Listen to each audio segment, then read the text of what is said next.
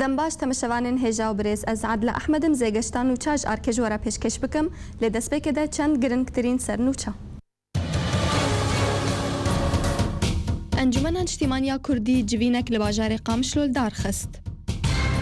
رێڤەبریا دەرگەی سێمالکە چەند مەرج بۆ دەرباسبوونە هەرێما کوردستانê دەست نیشان دکە.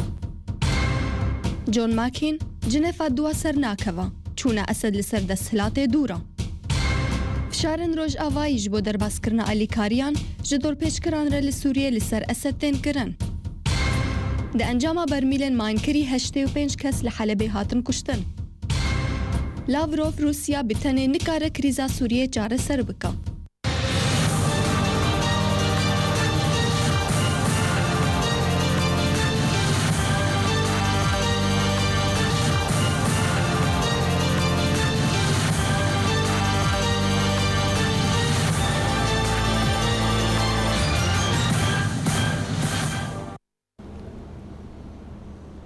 سلاوورێز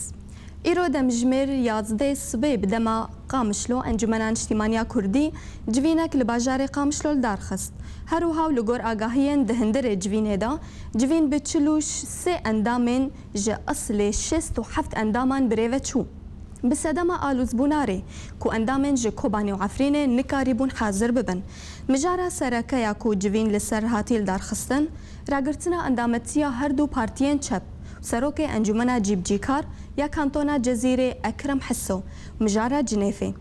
vegerandina partiya Wîfaq bi serokatiya Fewzî Şingalî di nav refên encûmenê de bû. Ji bo zanyariyên bêhtir li ser vê civînê niha jî li ser hêla telîfona me Can Qamişlo calekvan ji Qamişlo me re ya ser hêla telîfonê. Dembaş kak Can. Dembaş. Belê civîna Encûmena Niştîmaniya Kurdî hîn berdewam e yan temam bûye? بله ایرو جوین انجمن هین دارک الو بله فرمو بله هین جوین انجمن اجتماعی هین بداوی نبوا دمجمر یازدال هولا نوردین زازا رومشتن وتان هاکی خلاص نبوا بداوی نبوا بله اون دکسی جواره و دکسی جوانه دیتیه به تشتیگو دهندره جوینه دا گنگشت کن مجاره سرکه جه چیه؟ بله مجاره سرکه اوای لسر جنیفا دوا بله وک نرازی بونه که لسر شنده کردی دان لیکن ته بریار نفتاننا بله و خارین دی اوای لسر وان گرتیا گفتگو دکن ولسر برياري بوبستين لسر هردو بارتيين بسلوكاتيا محمد موسى وصالحي قدو. بله يعني تبريار حتى انها نهات نستاندن مو بردنج نهاتا بريار حتى فيغافي تبريار هات نستاندن يانا نا بريار يكمينا هاجا ستانن سر وزرانا بارتيا وفاق بارتيا فوزي شنغالي. بله اجبرت حمو اندامي انجمني آمدن بون كاك جان؟ كنت حاضر بوي تشل وسي اندامي انجمني حاضر بونا وبيت وشار اندام حاضر نبونا بيصير اجواء كوباني وهي حاطيننا واندامي بو صدمة ري ونشاري ورد. بله گلک سپاس جان قامشلوش باجار قامشلو تبمر آمده بوی دمباش. د داخویانیه که ده دسته سرکردایتیا پارتیا چپا دموکراتا کرد لسوریه پابندبونه خو به بریار انجمن اجتماعی کرد لسوریه درباره ریوبریا دمکی لروش اوای کردستان را گهاند. لگوری داخویانیه ev biryar piştî danûstandinên di navbera rêxistinên partî li hindir û derve hatiye standin û endametiya nûnerên partî di rêveberiya demkî de hatiye rakirin. Di daxuyaniyê da her wiha hatiye eşkerekirin ku wê kongrê awartebê li darxistin da ku destê serkirdayetî sekretêrên nû bê helbijartin. Daxuyaniya Partiya Çep ya Demokrat bang li Encûmena Niştimaniya Kurd li Sûriyê dike ku ti biryaran di derheqê partiya wan de nedin ji ber ku bi gotina daxuyaniyê ew jî yek ji pêkhatiyên çalak yên Encûmena Niştimanî û wê her wiha bimîne Partiya Çepa Demokrat yek ji partiyên Encûmena Niştimaniya Kurd. Lê tevlî rêveberiya demkî ya PYD bûbû û sekretêrê wê Salih Geddo wek serokê desteya peywendiyên derve ya kantona Cezîrê hatibû destnîşan kirin.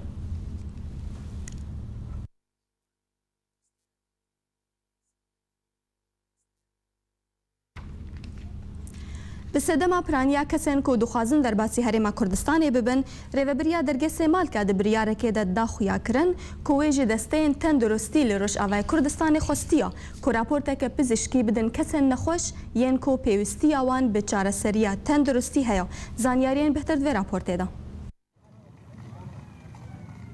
Dergehê Sêmalka yê guhatî vekirin bi biryara hevpeymana hewlêra di do piştî girtina sînor ji aliyê Rojavayê Kurdistanê ve û li gor hevdîtinên her du komîtên rêveberiya xala sînor piştî vekirina wê wiha Mustafa Abdulazîz yek ji endamê komîta rêveberiya xala sînor ji aliyê Rojavayê Kurdistanê anî li ser ziman. سر مسألة تديج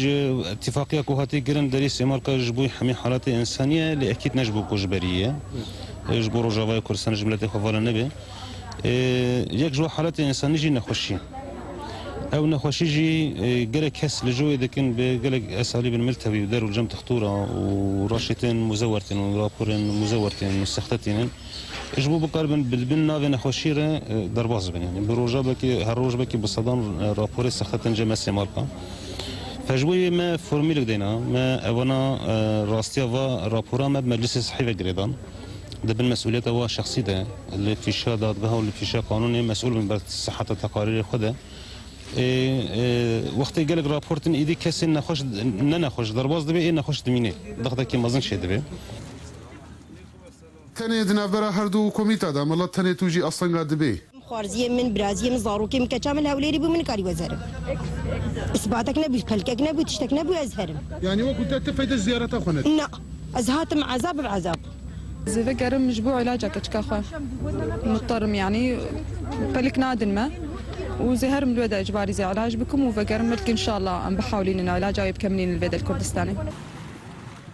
Şert û mercê derbazkirina mirovan di dergehê Sêmalka de tenê ji wan kesên nexweş re ye. Lê piştî derbazkirina wan li Başûrê Kurdistanê nikarin herin tu deran ji ber nasname baranîne û derbasî bajarê mezin nabin. Bo bername Ark, Cemîl Osê, Xala Sînorî. Li bajarê Çilaxa û li nivîsengeha Nesreddîn Birhek semînarek bi navê serpêhatiyên peymangeha Bedirxan ya fêrbûn û belavkirina zimanê Kurdî û serpêhatiyên Bedirxaniyan di vî warî de. Raporta hevkarê me Berzan Hesên. Zimanê Kurdî di têvajoya xwe de pir zehmetkeşî û destdirêjî lê hat kirin. Lê hêjaya gotinê wek pisporê zimanê Kurdî dibêjin û zimanê Kurdî milletê Kurd parasiya ji hemî qûnaxin derbas dibûn di dîroka xwe de. Hewha Mamosta Mihemed Emîn Sadûn rêveberê peymangeha Bedirxan a zimanê Kurdî li Dêrikê endamê rêveberiya Yekîtiya Nivîskarên Kurd dê Sûriya dest bi semînara xwe kir li bajarê Çilaxa di nivîsingeha Bekrewan Nesreddîn Birhek roja şemiyê yekê meha doan 2014 bi navnîşana serpêhatiyên peymangeha Bedirxan a fêrbûn û belavkirina zimanê Kurdî û serpêhatiyên Bedirxaniyan vîwarî de. دیسانê tevî perîşanî û belengazî û mişhetî û parçebûna ku di zimanê Kurdî de çêbî an paşguh avêtina ku di derbarê zimanê Kurdî de çêbî lê tevî wê jî zimanê Kurdî di dema borî de karî milletê Kurd biparêzê. Karî bibe stûna serekî ku nasnameya netewiya milletê Kurd biparêzê. Ji ber wê yekê îro dem hatiye ku zimanê Kurdî hişt ku di her 2500 sala de biparêzê û milletê Kurd biparêzê tevî zulm û zordariya li ser وملت كرد بكهينه في خوينا سر دیروکا کردی چلو بدوی بزمان وری خویا کرن چلو دوی فلکلور بزمان وری خویا کرن و زاروکی می بچوک دست پی بکن بزمانی کردی بآخذن وبيشتغلن حتى هرن جامعات ومعاهد ودري مظن دوی كتبي ما بكردي هبن دوی ورنا نشر كرن دوی تشتاقوا بكردي وري خوندن ودانين زحف ببيج بونا ام ملطكن دوی زماني ما وري خویا کرن وكفام ملطي دي چلو عربي چلو انجليزي چلو فرنسي او هاتنا خویا کرن ونشر بونا كتبي مظن بواچه بونا دوی زماني ما كردي جي ولو چه ببي دا ام حق خو بستن جبر زمان دهيله گم حق خو بستن زمان دهيله گم هو پیش بكوي زمان دهيله گم لطي دورا ما مناسب كن وما بدنا خويا كرن دام قالك اگاهين گرنگ دان ما لسر ديروك زمانه كردي لسر فلكلورا زمانه كردي لسر سربيهاتين پیمانگاه بدرخان ام وكو پیمانگاه بکروان صادين ما قالك سود ج سربيهاتيا پیمانگاه بدرخان ما كر و افتشتاهاني ام دخازن قالك تيكليه ما قالك پیونديه ما نابرا ما كبيمانگاه بكروان صادين و پیمانگاه بدرخان چه ببن تاكو ام خدمتا زمانه كردي بكن ده حمو وار و تحمو شونادا وقالك سپاس شبو مامستا محمد امین جبو با اگاهی گرنگ زمان کردی دکاری بو ملت کرد بپارێزێ جبری هزار سالان و لێبەلێ پشتی ئەف هژمارە مەزن ji پسپۆرن زمانê kurdî di dema nû de pirsa me jî ew e gelo wê ev kes dikaribin zimanê xwe bêhterîn pêşve bibin û li hev werin wek zimanekî standard. Mirzan Hesên, Televizyona Ark, Bajarê Çil-Ağa. li bajarê Kobanê û li waregeha Partiya Azadî workshopek hat li darxistin ji ber astangên li pêş endamên Encumena Netewiya Kurdî ya xwecihî derketin li ser lîkolînên internetê.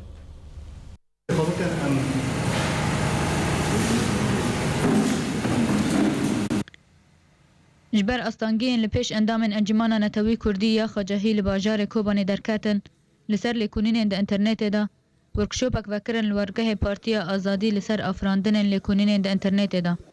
Ev workshopa ji aliyê mamoste Şêrwan Talas hat dan. ودورة مش انجمن اجتماعي كردي رو تشيكر وجواكي سيفي كرا وهناك مستقلين جبو خابيش بكن شتو معلومه خاغن انترنت اما كليتنا بونادنا ادوات بحث يعني شتو بزو بوقتها كنيزك بمعلومه خاغنا اهمي في دوره سبي اندام كانبن بخابطن انترنت بشكل كي فرمي Di destpêkê de Şêrwan axeft li ser dîroka internet piştre axeft li ser giringiya internet di jiyana rojane de û sekinî li ser çawa mirov tiştên xwe taybet izbir dike û çawa lêkolîn li ser internet çê dibe. Em hatine vergê dewreke kompîter bin nevî me meswatanî li Kobanê dike dewre saz Şêrwan bide li ser çito kompîter استعمالات kompîter çawîne انترنت چاوی دیکن چاوی یعنی دوره که ثقافی کمیدار. أما هاتنا ورشة تدريبي لسر مهارات انترنت وشغلي كمبيوتر. هجای گوتنه که اف ورکشوپا به مقاطمون شبکه رو شریاره در کرنه لسر انترنت و وی ورکشوپی بهتری دیده مجمره بردوام کر. جیهان علی برنامه آرک کوبانی. ده سناتور امریکی جون کیری جی کانالا العربیه را گوت او گمان دکر کو جنیفا دوان سر ناکوی و دا خویا کرن تجاری امنکارن بیجن و سر بکوی دمه پیش دا هروها ماکین کنگره جنیفا دوان بناف کر کو خاپاندنه که کو بشار اسد سر کفتنان لسر عرده دستخواتینه بسدما آلیکاری و پشتگری حزب الله و ایران لگل چکین روسی هر دوی درباره ده سناتور امریکی چونه اسد لسر دستهلات دور خست و دا خویا کرن که هر کسک تشتکی دن هزر بکه او کس شاشه.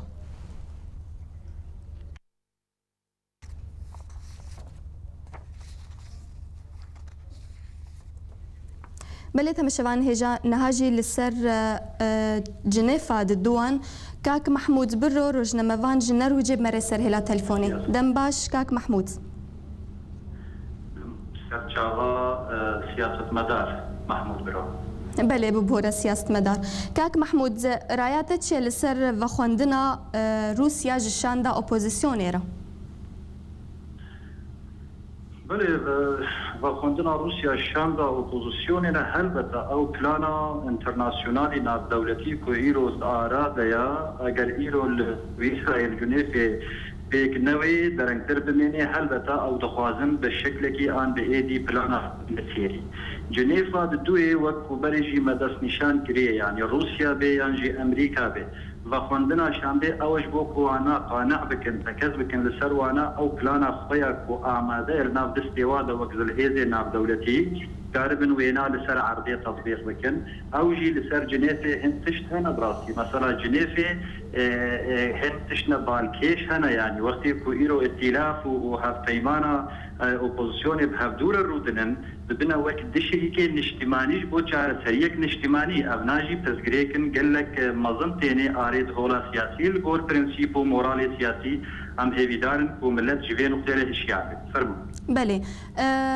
وكان بيجن جارا دواج جنيفا دوان نها جارا جو جار دي جوينه خلدار بخن اگرك هيكو آلينا دنت دا بشتار ببن وكان بيجن آليه رژیم ایران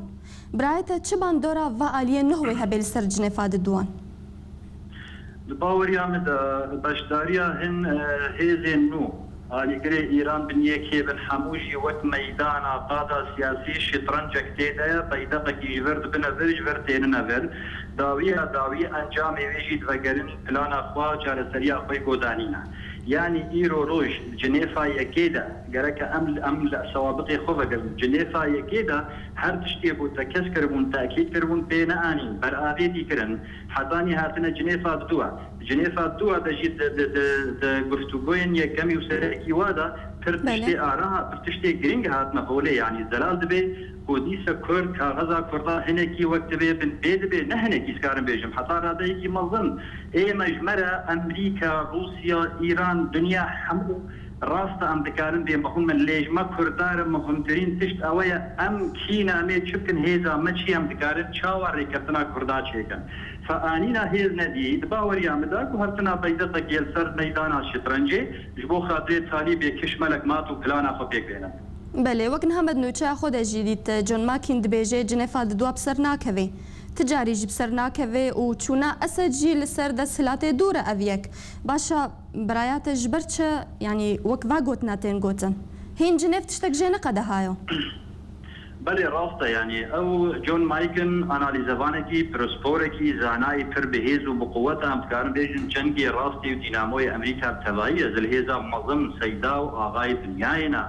اسمع سياستك يدينن بري كو ام ايرو لي هزر دكن اوانا بشتي 20 سال دي بلان وقت بدنا بعد استواده وي تشي بي يعني او سيجنالي كو هن بهن جيدر كفنياك ان يكساني يعني نوكهويا نابا نمونه نابا كردا وائتلافي دغو كاغزا كردا احمال كرن وندخل وقت وثيقه بالجيك سياسي يا سوريا بيشروجي بيش ابتشتكي بازن باركيش دي جون مايكن جي بدي ما كردا تماما جيكو ايروج اگري شكستنا جنيفه يانجي نبيكانينا انجامكي بوزيتيف وي ضعيف وي لاواز بن يانجي حتى راديكي وينبن بله لسر آلیه شاندا کردی امورن آلیه تایبت رایت چیه لسر تچاود نرخینه شاندا کردی د جوینه کنها جنفا دوان قدها تچاود نرخینه هلبت من ازواد بينم او كار ارككي نجتمانيه وقت يقول كن سر قاضي ناف دولتيش بو دوزا قبضنا بيش حتى رادية كيل برخوددن لي او وقت بي وقت طيركي جنگو كريد چنويدي هيدا كردات ماما نيكرت يش آليكي ديك ام لبر حداني نريجيمي لبر اوبوزيسيونجي ام لاوازن دكارن خلال ما بكن وكاكو كرن شاوات بالقيا سياسية بيش روجا سوريا دنادي كردات دوزا كردنات حتاني وفد ما بوي هيزا خوي متواضع هول دايك ويكا غزي جاردي تمرير بكي ودرباس بكي وتكز بكي جاردي فن وفوت لي كرنا وتكز كرنا كويلو برانيا خلكيت بيجن زينا نك تشتكي سلكي وبرانيا دنگا نابجن استيلاغي ذا لو ماجي تخوازن دوز عمجي هناكي اهمال بكن وحتى راديكي نك تشتكي سلكي استراتيجي بجنيفي دا وفد كردي وفدكي متواضعة هيزا كجلك بقوة لدورا ويتنا هيزك هيا لين نتماما جبويجي باوريا من وبانجا مشي اوا جو كرد بري هرنا va قادي ناف دولتي هيزا خوبك نيك يعني نما ايدا فانا كوكيا نافا خود بهرن شبيوان حطاني راستيوان بله كاك محمود نها وكم بيجن جولاي كياك وقدها جنيفا ددوا تشتك تيدا تشينا بويا هيتم جارنهاتنا سرماسي هجر ام بيج برچ شاندا كردي دوزا كردين عن يسرماسي باشا هجرنها جارادن بي و جوين تشيبون لجنيفي برايات هجر وكم بيجن وقتي هات ويكاربي قضية خدين السرماسي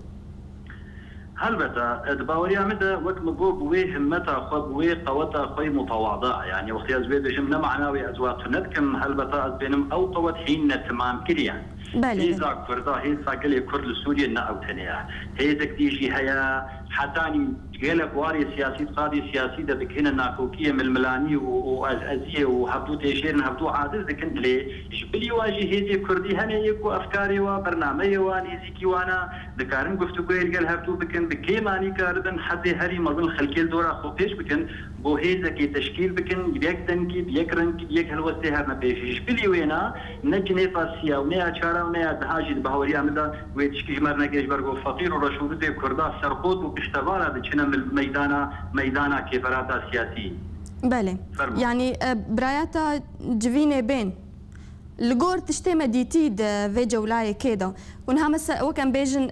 دخوازا اليكاريا كرنكو بجهن دفري دور بيتشكري حتى في جافيجي تشتك هي بيك نهاتيا باش يعني براياتا وكان ازدشتر بيجم هيفيتشنا جولا بيدا باور بك قالك جارا نخوشك وان بهيفي تننا يانجي هيفي صب انا اللي از بي اميد نينم بريجي متقلك ورادا دس نيشان كريا نكش بينم صب ونرش بينم اللي از بي اميد نينم او اميدا مشي اوا اگر كردي ما دبلوماسيه اخوا هنا كي بهستر بكن اگر قاربن رفي كرداني دي كي هبتر بكن وي قاربن كاغذ اخوا لبرده افريقيا روسيا وچيني ويابان ايران ودولتي هريمي تماما يدينن تبلي بوبتنا اخوا يعني از مشاركة بنقطة كيف كان بريز إبراهيم برو كاغذك نبيسام جوارج بو بيش روجا سوريا سياسي بو دوزا كرتيرة تمرير بقي كر نكر قريب لوي زوابو لهذالي في شاندا أنجمان أنجماني كردي قريب لو زوابو تالي تمرير نكرن دبينن كو كرد نيكن ويفرص استغلال دكن وقول يقول سرمتين أجر أم كاربن هيزا خوا مالا كردا يك بكن جيشكي نشتاني كردي يك كردي تشي بكن وفا مسالي ناكوكي سياسي جعردي راكن أم يكاربن نبخيرا وان السر دفني واول أم كارن دوزا قول سرماسا انترناشونال دين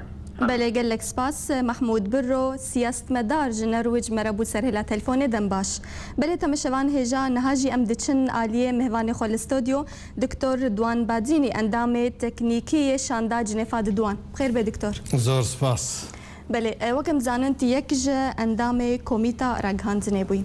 کارتی تایبت بود کمیته دا راستر بگوتن از اندام تکنیکی یه شانده بوم یعنی ام بیژن ارکمه او بو از آلیکاری و یارمتیا شانده بکم دچا وارد زیاتر حلبه دوار راگهاندنه ده اما یکیتیا یعنی یکی نی راگهاندنه دورا 20 کسامون ما کار ناف خود بلا کرد هلبت اوان بين بيست كاس اراغ هاندنه بون بله دكتور شانداو وفد اراغ هاندنه تاني ولو مزن بون شياند بون شر جواب ايوا قال لك بالكيش وجماره ما او كارو باري قمت براسي اما جمرد هات ناس كرن وكي انه هاجر شر بيرا وستاندن شر معنوي شر راغ هاندنه دسبتك شر منطق شر لوجيك ووقت بيجي بلغا شر حقيه ونحقيه شر راستيان جبر ولو اما بيجم ام شر هري اساسي الاليه ما راس هر چند دوشان ده برانبر يكتر هر يكي جاري مثلا بيجن كاغتك الوان هاد بلا كرن حركه رايا خد قوتن ونجان تشتكي جديس اللي نمع ناخذ بيان جامبو اما هنا كيف نصير بري جمهرن يكيتيا يعني يكينيا وحده راكاندن زينك خوازم سر شاندا جنيف بقشتي بله فرمو وهلو مرجع جنيف بقشتي هلبت ميفاني ما محمود كزور رزو احترام جرهي وتشتن قال لك بالكيش وراس قوتن هناك بتبينين هناك وقت بيجد فين بيس الراس كرن شاندا كردي كيماني او تشتيق وجوان هات خصن باواكي ام بيجن رسمي فرمي دي ميداني دبون هجر برسامة نها صار ماسي لكن دو كواليس هذه يك لحظة يجي يك ثانية يجي نهج بيركرن همو هر يك لكو دو كاس دقان هفدو وجفيني رسمي دروجانا قواجين جفين دكرن او شان داميك دكتور عبد الحكيم بشار بو مع مستا حميد حجرش وابراهيم برو اوي ايه رقم يك دوسي اوي ناف شان دي دبون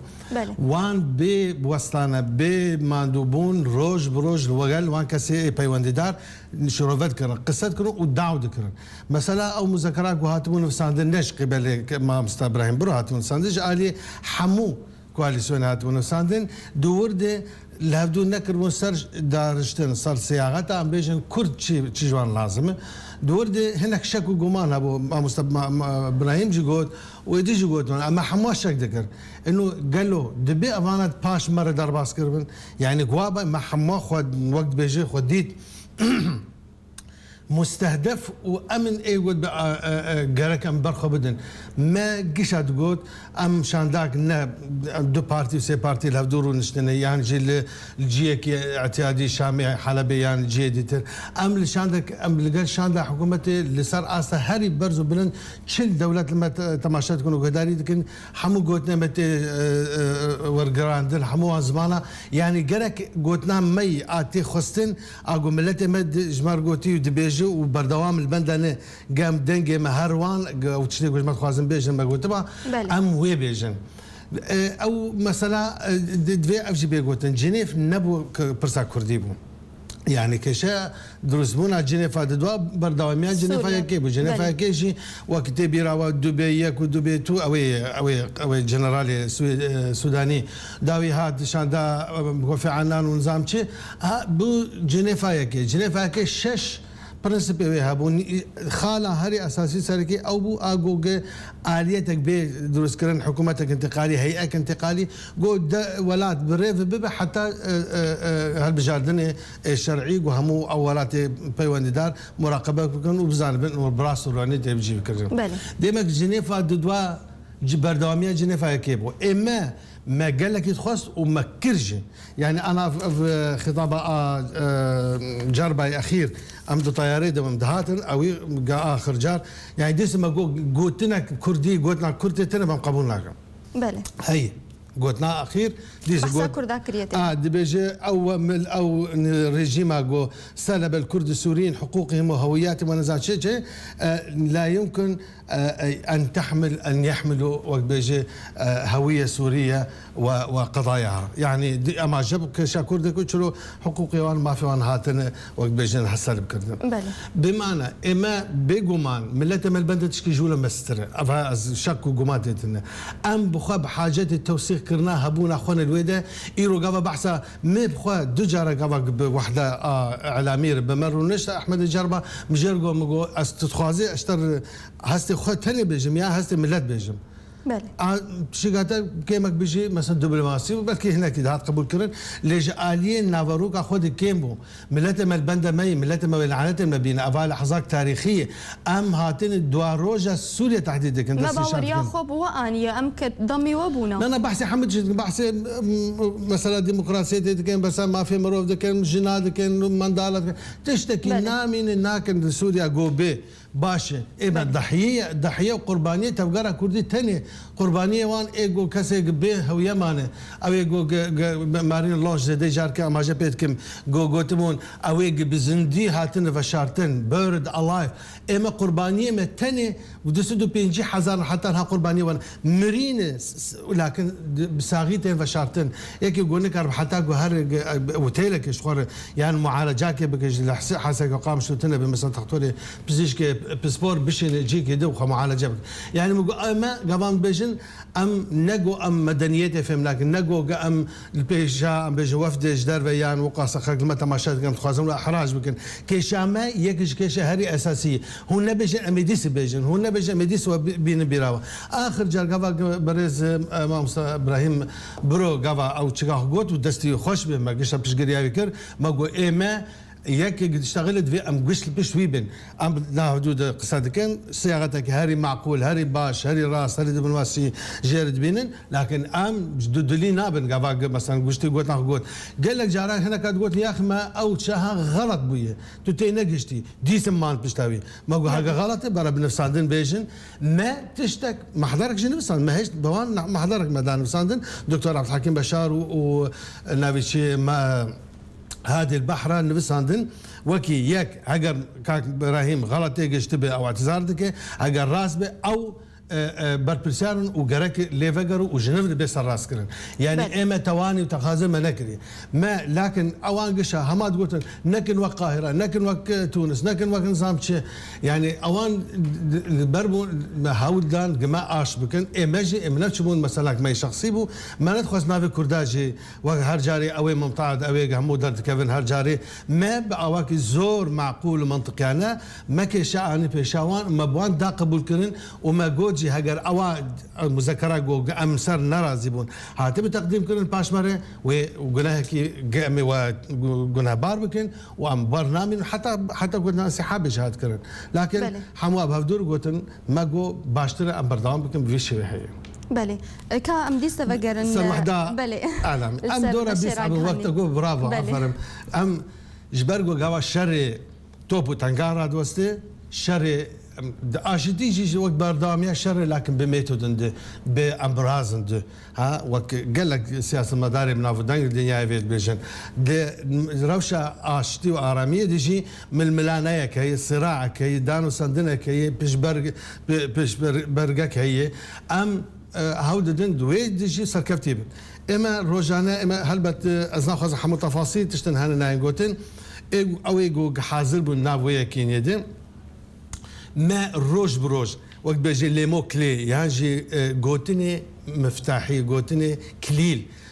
مادن بسان لسار سبوري روج بروج ايرو بحثا شي تكرن دنيا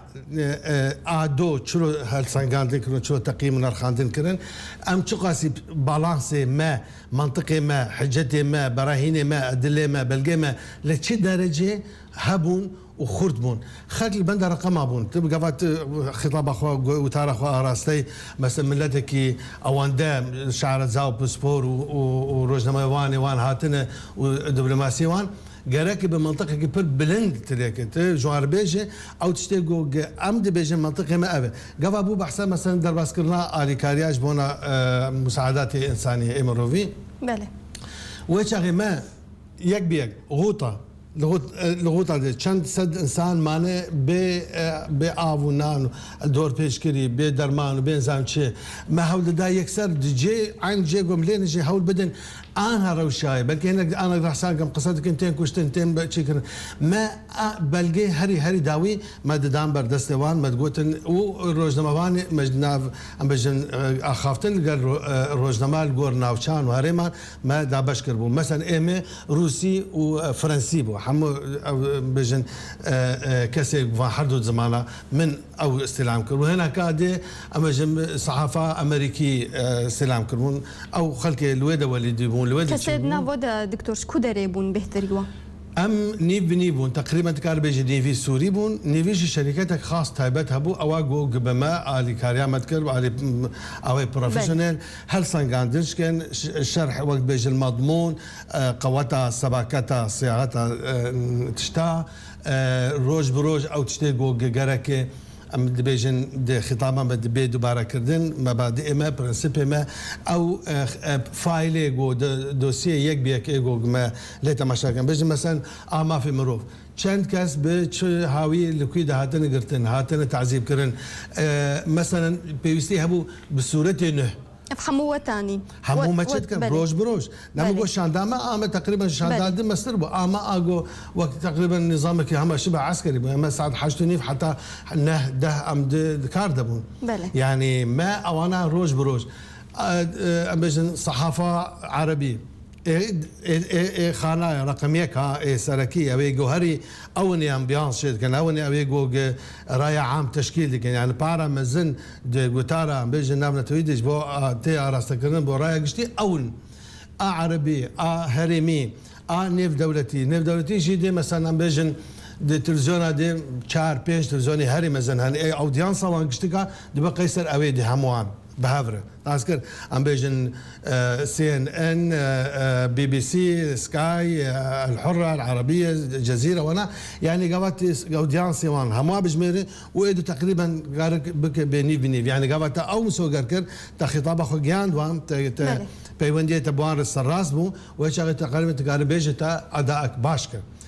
هر هاجي روزنامه نفسانديه مثلا واشنطن بوست نيويورك تايمز لفيغارو لوموند او روزنامه دي سي اوروبا سركي او اوي جو تشدكن او اوي جو امبيانس تشدكن او اوي خلق بتر وقت بيجي دخينن ولادنا بله يعني الجور بلجير نافت سيوده دكتور يعني الجور نرينا تتبعون بهتر اون بسركتن يعني آليدن اوان اما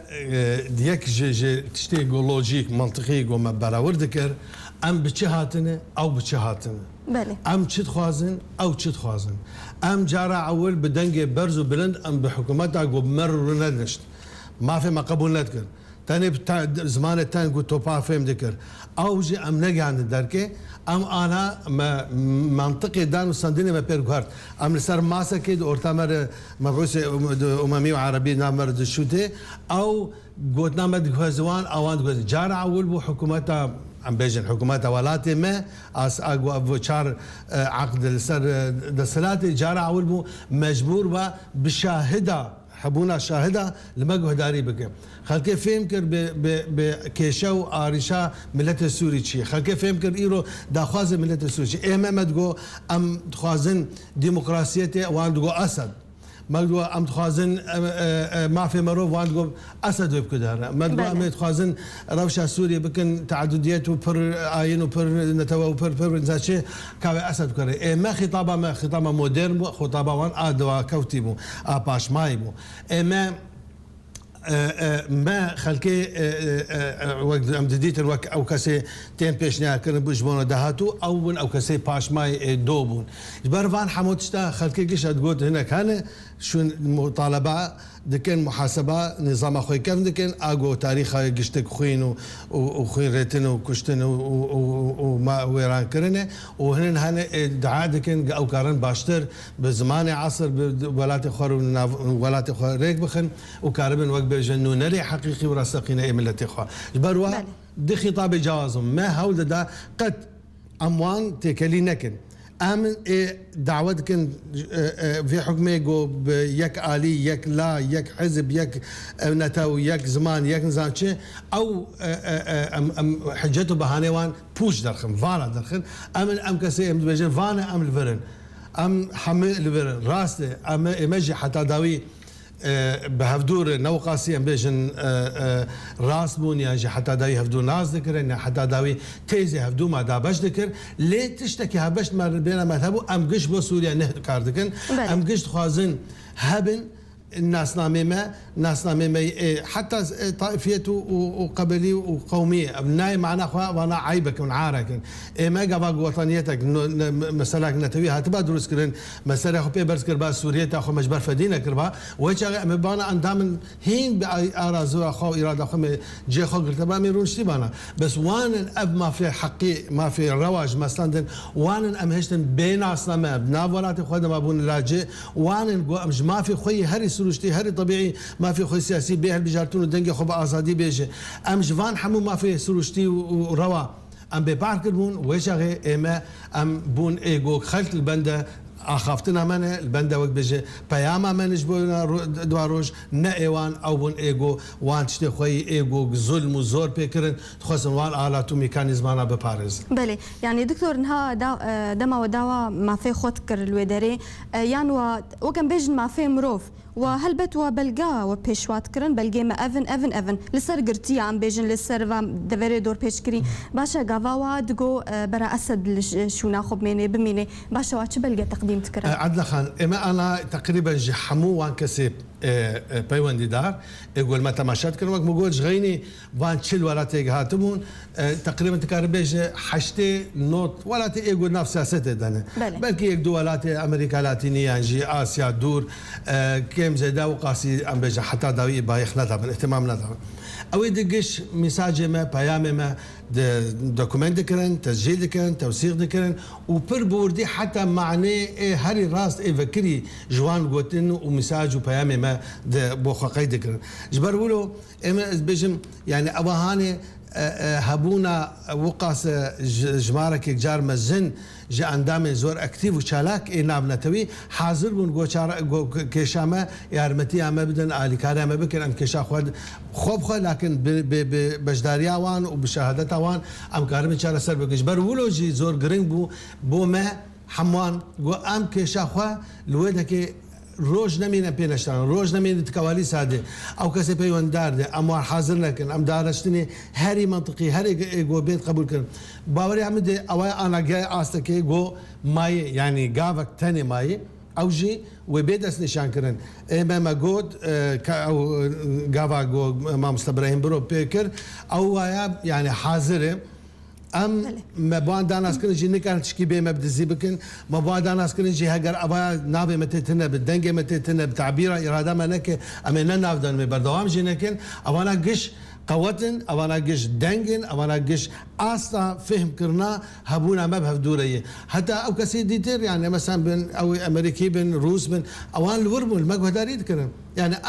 آخر جار گاوا ئەو چیرکە ئاگۆ مزەکەرە چێ بوو ڕۆبرفرد حاضر بوو یانش دکتۆر عەبدولحەکیم ژماگی شارگۆت يعني شيء لازم بيكرن حتى تجلس كرن بيج نفر ليفكراندن ما تشتك نفوت عندي بله جنيف حتى انها تشتك شهر سرجي نكري بي جو اما عم بيجي اما تاني ماي جبروا له دبي ام هناك موضوعي بن اما باوري عمدي انا يعني ما يندنك فهمك بيشكتنك نضجك باش لجم سياسة مدارة متشيبوية الحمد لله جو جي جو تدني سر مجبروا عم بلنده کارن وشا کردی اراده کردی داخواز کرده تعبیر بکن مای ام ایجاد خود هل بجرن ایرو چه هی چه البرمال هی وقت بيج وقت فرصت چه ام کارن بکن نه ام برن واتشتي ايجو هناكي كفا وكفا بحريبه مزنبه وخشبه وزامچه وهسامبه وام تشتي هذه زحمته وقرصه جو خباجه لازم كارجه لازم قناعات لازم فهم لازم شعرزاي لازم وكاركي بردوامي ودبلوماسي بزمان عصري ايرو جي لازم غير بكرن جبروا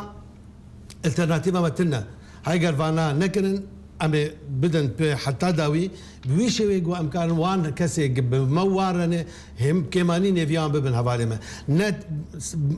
باشی گۆمەرە نێڤیارێ بسەکەنێ و خەڵکی گشت بمێنن ئەم بێژەوەی پرۆسا دەڕێ ئەم هەول بدەن گوێ پرۆسامەژی کەسێ دۆر و بەرەخوا بدەن بن فێمکردن و قەناعەتکردن ئانا شەڕێ منطقە شەڕێ سیاسەتی هەلبەت قوتا ما ملتي مي قوتا ما هيزا مي حزب منه بارتي منه او جي ايجوجي كاربن وقت بيجي انا تشلو فانشتانا قوتو بيج دكن قفتو قوت دكن شو قاسي اخافتني وقت انا ما مستقبالي بريز محمود وغيري وي قوات بيجن او انا قش سودن ووقت بيجي فيدنش بوما ام كاربن خطاب اخوي هين خورتر هين زنتر وهين راستر بكر بله دكتور نها وكمد نوچه خود جديد جون ماكن بيجي جنيف بسرنا كوي دبي تشونا اسجل سر دسلات دوره افتشت يعني اجبرت انه اوج تشافكانينا واخافتنا بيجن جون ماكن شخصي نازك من 2012 بيرو نشتمه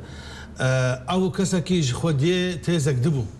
نه دانستندنا عاشت يعني ابو او تقول برا يعني حتى نهاجر رحنا لاوباما او جمهوريه بارتيا ريبوبليكانه او دخوازه بشوكي ميثودك عسكري بلكي راس بيجي ليه اما او قلت ناخذ بيجي او بالبرسال قلت ناخذ ام تحديد كان قلت ناوي ام خوازن زانبن وقت سرچاوي في قنياتا ويتشي سرچاوي قنياتا ما بريق زانن برين هاجي جمر المؤتمر باريس جمر قوتن هون هجر هون خديك شينه خديه شيء اولا رقم يكن كلام كن ام بلان كدين ام سوريا رزقار كنا بس ما هذا هنا هبون حاضر قوينا نفتوي هبون حاضر وشغل 4 مهدر باسلا سر شورشا سوري ما عفتا 2011 بو ازويد بيجم ببر برسيارتي بمسؤوليه كسي جو زانين جي اول شغل دبيسن از دشم اليات اد مكار دكرجي او جزانن وي شغل خديه برسي رقم يك ام نبون برسي رقم يك او كونفرنسا انطاليا بو برتريوان اخوان مسلمين بون وهن جماعتي دترهبون اوان خوستبا ايما مري خوش ذكر علاقات ما دوستان يما دانستان دنيا ما بيوندي ما تيري ذكرني اموان كسي اي رقم يك جوي ولا تبين بوار بدن رونشتن وبلانك يشكن وان خدا الي ايرو تم او تزا هي جار هي بلند بي جار هي نزم دي اللي هي نبويه ام بيجن استا ام بيجن وكفدو لقال تندانس يعني نزعه يعني اراستي قفتو جو ومناقشه كدن بشبكه اشيت انا پیدا كرنا شاره سريع انا اويدجي ما كاين جويد بيجن ما كنت زاني انه دسلات ولات روجلات وك سوريا وك بعث العراق وك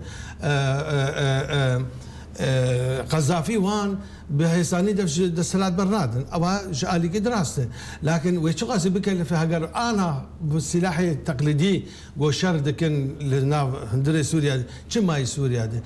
اما از بخدنا بين يعني بلكي شاره سريع هري باش لي او تيزك النافواندي او دبيجن افانا قش كارجري وتاثيرها لسر اسد ومال باتي تنا لي تاني بقوته بهزيم كارن وي وقت بيجي تحييد بكن درخين يعني بهز بكن وبكوجن الى اخره لكن فيليجي برسدبه برسد اغو في دريج كرنا في كشي غوبوي تقريبا 6 سال نزيك ما يبي 6 سال مثلا پیدا بونا على شر نافخوا شر علوية مثلا بيجن شاري وكشتنا سرهوية أفانا كشتك أنا بون كيشن مزن أمنا ما كان مجازفة كولا بكن يعني داخوازة شارع سريك بكن جو أم بيجن أو مكوناتنا أوجي إنسانا 3 مليون 2 مليون چند اوجي انسان وكمان شو ما في مهاتي شو ساندن انا ايوان هيدي خريج شو بيتكه وعيني شو نعمه ام ناخذن بوان شيوانا تاني بيشارس اگر القلوان اتفاقك بيمانك دانو سندنك هبي قراسمان ديوان هبي قاربين وقت بيجي جانا وق كومل وق جروب وق مجموعه نوق تاني افراد كسن هلا وانا حروي بيجين ام بيجن بين داد رزان داد كرن وبين وقت بيجي بربسات ام بيدس شاكرن لي وق ملت وك ام بيجن طائفاك وكوملك مجموعات مزنج انسانه نين اجرام كرن جبرقو والله تاني طافاوان او اسد يكو بله دكتور يعني هجرنها الين دي جنيفه ده حاضر ببن ده جراي كده امدنا بو بنوك ايران اجالي رجيميفا تشي باندورا خو بشويكي نريني وكان بيجي على ايران هلبت نرينيه والسر جنيفه بكي بكرتيش كرماتا او تي غوتن لما تشتكي ام بيجن فشارتي قول بيرني باراليل بالموازاة جوان كاري يقول جنيفه تقول ويدا جيت تشتنهبون صار استك بتشوكتر دهات قفتو جوكرن قال لك اسان يقول دوي دركه بالدور صالك دوي بلكي زوترجي انه او كين وتشم جار قفتو جود مجار اساسي يرو الباوري عمده اغو وق فرانسيس بيجن لسخيت بلوشينين يعني او سراغ وحمك بيزاني او وكي حمك بيجي مصير ما اسد بخوي شبه يعني افهانه يجي برسي هاري مزنه ايجو حتى انها شهر سريع جنات روسيا اخر شيء يرو لافروف جود روسيا تاني نكر كيشا سوريا شهر سر هر من كان انه نيرواجي الودديد او فرنسي يعني ايرو براسي وقت بيجي اسرع دولي او جماعي قال كي حيري يعني ريك واولو حمت الجير زلال به حتى داوي كارب اعتماد بك وكارب وقت بيجي كيشا سوري شار سر بك بشي وكي براني نابج حمو رازي بن حتى هنا ديتنا كيشا يك جار قوريه يك جار مزنه و خەریکن وەک بێژە حرەکێ ژعالیکرد لێ تەماشەتکو هەودودی چارەسەر بکە. بەێ دکتۆر ئەم گەلکی کێف خۆش بوون لە ستودیامە ئیرۆ ئامادە بووی لێگەل لە سپاسش بۆ ئامادەبوونەتە دکتۆر ردوان بادینی ئەندامێ تکنیکی شاندا جنێفات دو گەلک سپاس. سپاس بێت.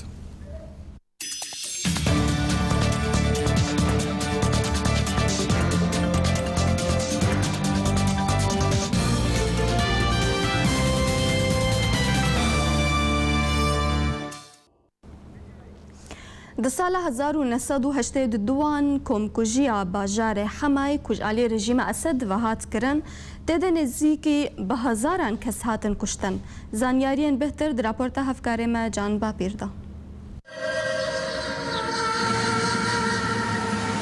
بویرا کۆمکوژیە هەما فەرەترین و مەزنترین هەلمەتەکە لەشکەریە کو رژێمە سووریە پێڕابوو دژبە ئەخوان المسلمین لێ دراستیدا نەتەنێ ئەخوان چوون لەبەرvê ێرشە هار gelek welatî û jin û zarok û xelkên sêvîl ew jî bûne qurbanî û bi de hezaran ji neşteciyên bajarê Hemayê jiyana xwe dest dan di vê êrişa har da. Komkujiyê dest pê kir di didî meha Şibatê de 1980 di diyan da eynî duwekî vê rojê da. Berî 32 salan û berdewam kir vê komkujiyê 27 rojan û bajar di dorpêçê da me û piştira bi topan û bi hawanan bajar topbaran kirin û dane berxwe. û duvra êrişa bajêr hate kirin bi tundî û şêweyekî hovane û têda bi hezaran sêvîl li ber vê êrişa har çûn û serokê vê hilmeta leşkerî Eqîd Rifat el-Esed bû, birayê serok Komara Sûriyeyê berê Hafiz el-Esed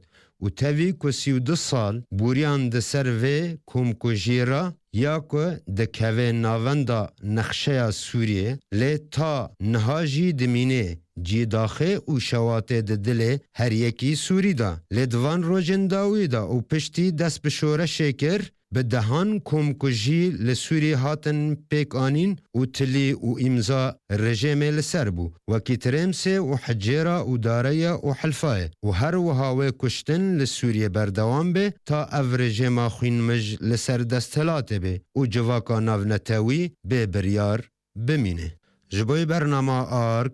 Can Bapîr. Hevpeymaniya niştîmaniya hêzên opozisyona Sûriyê êrîşa rêxistina Daeş li dijî artişa azad şermezar kir. Êrîşa ku bi 3 otomobîlên bombekirî li yek baregehên artişa azad li Helebê ve kiribû armanca xwe, di encama wê êrîşê de bi dehan ji şervanên opozisyonê jiyana xwe ji destan û bi dehan birîndar bûn. Di nav birîndar û kuştiyan de Ednan Bekur ku serkirdeyekî serbaziyê Lîwaa Tewhîda û bi berdewambûna şer û pevçûnên dijwar li derdora Helebê bi taybet li Cebelil Hemam di dema ku şervanên opozisyonê hewl didan gundewarên Helebê ji bin kontrola Daişê ve derxînin. Piştî derxistina Daeş ji gundewarên Idlibê. Her wiha di dema berdewambûna şerê opozisyonê li dijî Daeş balafirgehên Esed bi bermîlên bombekirî êrîşî bajar kirin. Bi sedema wê bi dehan jiyana xwe ji destan. Di nav wan de zarok jî hebûn. Çalakvanan da zanîn ku bermîlên bombekirî berdewambûna palpiştiya hêzên rejîmê ji Daeş ra ya ku tawanbara bi alîkariya çekdarên Daeş û aliyekî din li gundewarên Şamê. Bi sedema dorpêçkirinê ku ev çend meha berdewama gelek zarok dibin qurbanî ji ber nebûna xwarinê. Her wiha wek rewşa hezaran ji zarokan li Taxê Başûr û Rojhilatî Şamê heta Dareya û Mueddemiyê. Ev rewşa xirab gihişta Muxeyyemil Yermûk ya ku heta niha rejîma Esed nahê li alîkariyên xwarinê derbasî hin taxên wê bibin. Her wiha rewşa bajarê Dareya ya dorpêçkirî û berdewambûna êrîşên balafirgehên Esed bi bermîlên bombekirî ku ev nêzîkî heftiyeke berdewama di encam de bi dehan kuştî û birîndar ketin. Her wekû Gota Rojhilat ya Şamê û hinek ji jêderên opozisyonê dan xuya kirin ku artêşa azad bajarê Mork ya stratêjî bi temamî kontrol kirina piştî şer û pevçûnên dijwar ku bihtirî mehekê berdewam bû li gundewarên Hemayê.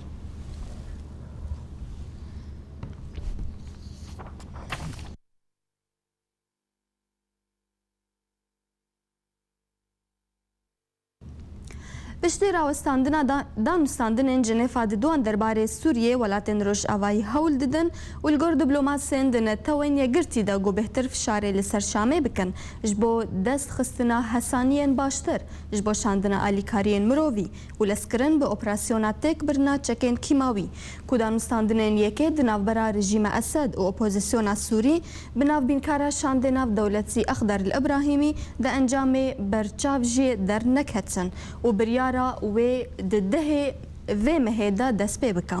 Li gor diplomasên Rojavayî niha projeyek ji aliyê encumena ewlehî tê amadekirin ji bo daxwazkirin bi gihiştina alîkariyên mirovî bo 3 milyon sivîl yê dorpêçkirîne li bajarê Hemsê û hin bajarên din li Sûriyê.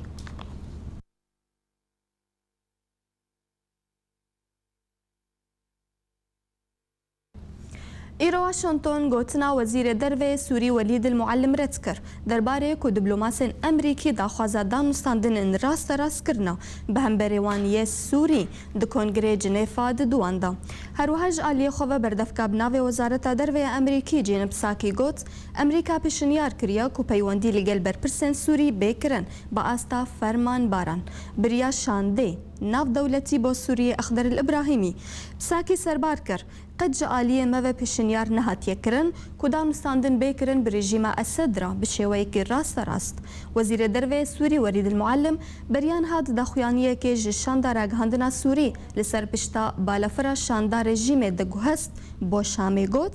şanda Sûriye daxwaz ji Emerîka kiriye û daxwaza wê red kiriye li Cenêfa di duan ji bo danûstandinên rasterast nehata ku wezîrê derva yê Emerîkî John Kerry li borîna xwe bixwaze derbarê gotina wî ya destpêkî di Kongir de.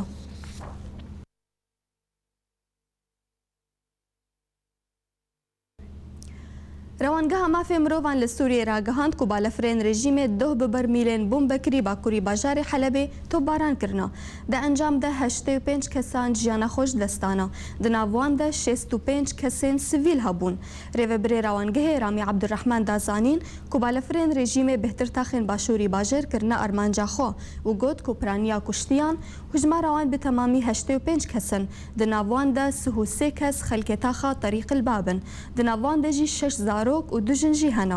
Li kartgeha navendî ya Helebê jî ya ku ji aliyê hêzên opozisyonê ve dorpêçkiriya bi bermîlên bombekirî hat tobaran kirin. Ji aliyekê din ve nêzîkî 20 endamên rêxistina Dewleta İslamî li Iraq û Şamê Daeş hatin kuştin. Di şer û pevçûnên di navbera wan û endamên Lîwaet Tewhîd li gundê Til Cîcan li bakurî bajarê Helebê. Hêjayê gotinê ku şerê di navbera Artêşa Azad û Dewleta İslamî li Iraq û Şamê ev e demeke berdewama di beyannameyekê de hevpeymaniya niştîmaniya opozisyona Sûriyê ra gihand ku ew ê piştgiriya hêzên opozisyonê li dijî rêxistina Dewleta İslamî û rejîmê bike ta ku ev şoreş bi ser keve.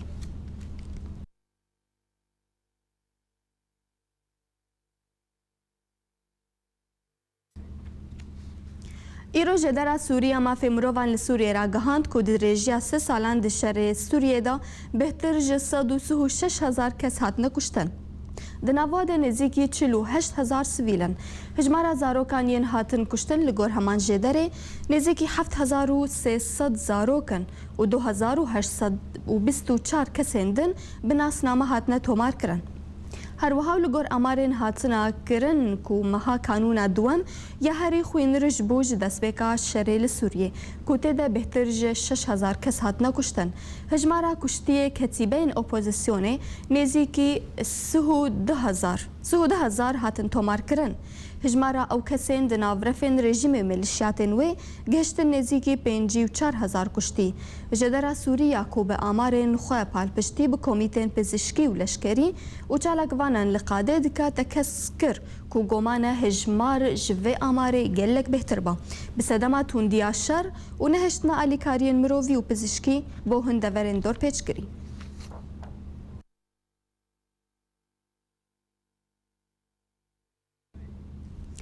Wezîrê derveyê Rûsya Sergî Lavrov li bajarê Monjhin yê ku Kongra Ewlehî lê tê li darxistin ra gihand که روسیا بتنه نکاره کریزا سوری چاره سر بکا. لافروف گوت دوی کو فشار لسر هر دو آلیین ناکوکی لسوریه رژیم و اپوزیسیون بیکرن دا کو بگهن ریکفتنکی. وزیر دروی روسیا هر وها دیار کر کو پیوستا شاندا اپوزیسیونا سوری دانوستاندن ژنیف دا به فرح کرن. و گوت بسدما کریزا سوری ترور لدور درکتیا و به حزبویا پشتی بداوی هاتنا خولای کم یا دانوستاندنین کنگرا جنیف به انجامین بر بچاف. آلین ناو نتوی هولا رزگار کرنا دانوستاندنا شکست هینانی ددن.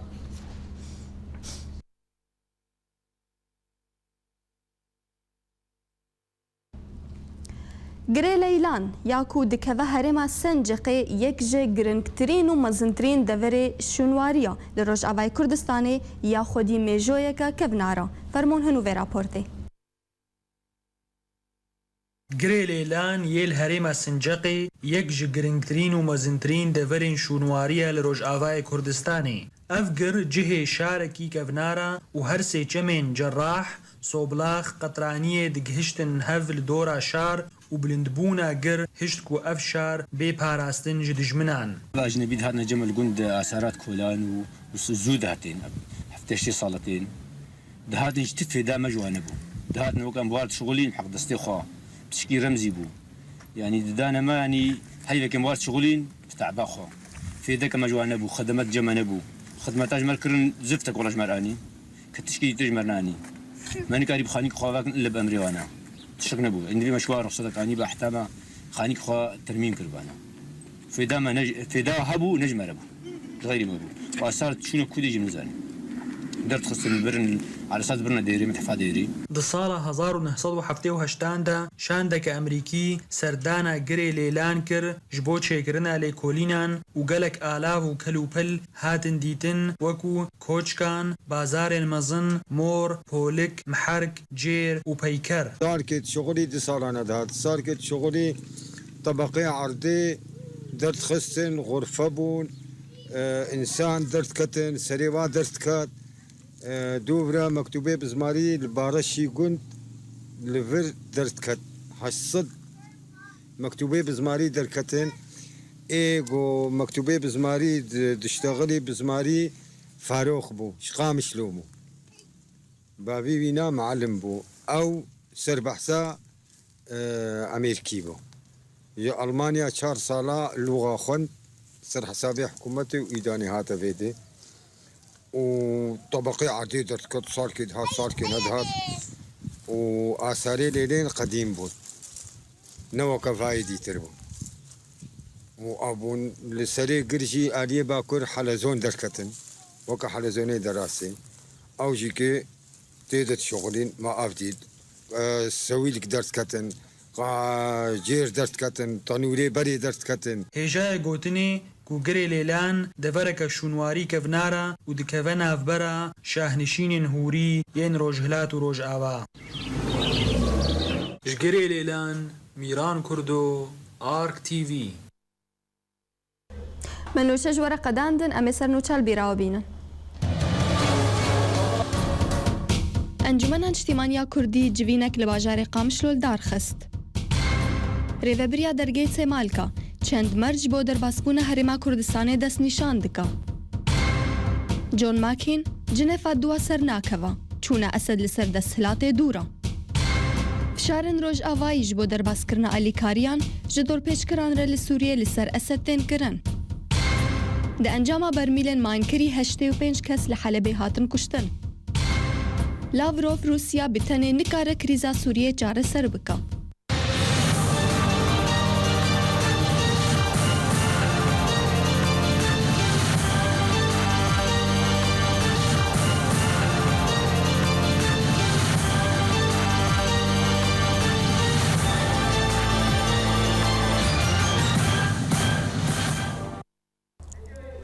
مجارکه گشتان و چجوره پیشکش کر هر آزاد بجین.